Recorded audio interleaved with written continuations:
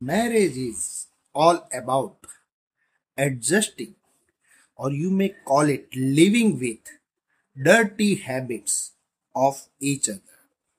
Dirty habits मतलब जब हम लोग प्यार में होते हैं तो जब बस स्टैंड पे या पार्क में कहीं खड़े होते हैं और कोई भिखारी आ जाए तो सीधा 10 का 20 का नोट निकाल के हम दे देते, 50 का नोट भी दे देते हैं।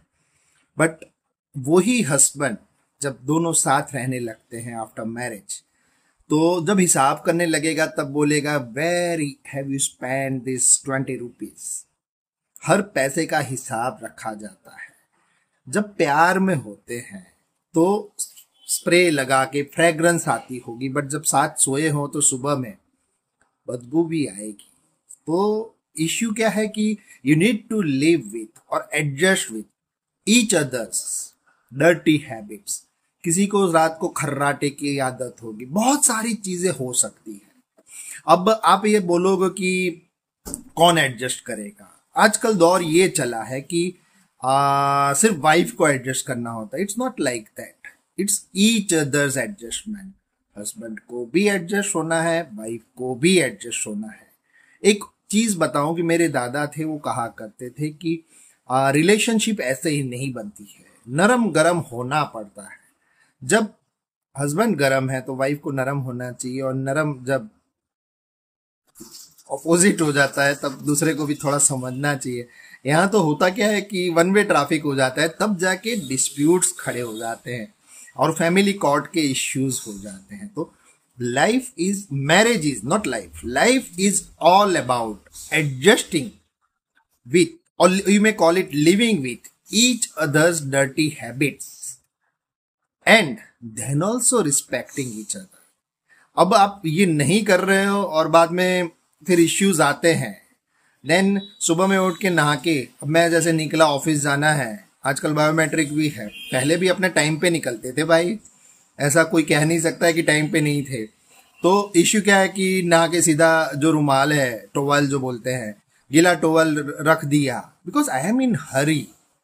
पहले मेरी माँ उठा लेती थी, अब वाइफ उठा लेती है। तो इश्यू क्या है कि उस बात पे अगर थोड़ा सा पंगा हो जाए सुबह सुबह में तो पूरा दिन खराब हो जाता है। तो fortunately I have been blessed with such a wonderful, beautiful and adjusting wife. I am also trying to, sometimes people used to tell, my own relatives, particularly my father used to tell कि यार तेरा किसी और से शादी हुआ होता तब तक तो 10 डिवोर्स हो गया होता। अरे 10 क्यों होते भाई, 10 क्यों होते पापा जी, आप बताइए। उषा है ना, एक ही इस जन्म भर, अगले 7 जन्म पर, ये आखिरी 7वां जन्म है हमारा साथ में। तो पॉइंट इज दैट कि लाइफ और marriage is all about adjusting each others dirty habits and even respecting the dirty habits. तो आपकी जो लाइफ होगी ना वो बेटर रहेगी, बेटर क्या, बेस्ट हो जाएगी। And you need to understand one thing कि your life partner should be your friend.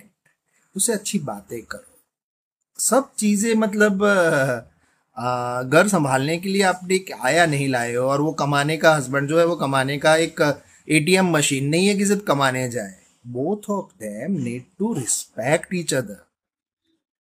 सुबह सुबह में बहुत प्रवचन हो गया मैरिज के ऊपर। चलिए मिलते हैं, आपका दिन शुभ हो। बट एक टैगलाइन बहुत समय से हमारा आजकल आता नहीं है, my dear friends, don't forget to enjoy your precious life. Have a great day, friends. Have a great week ahead. Bye. Take care.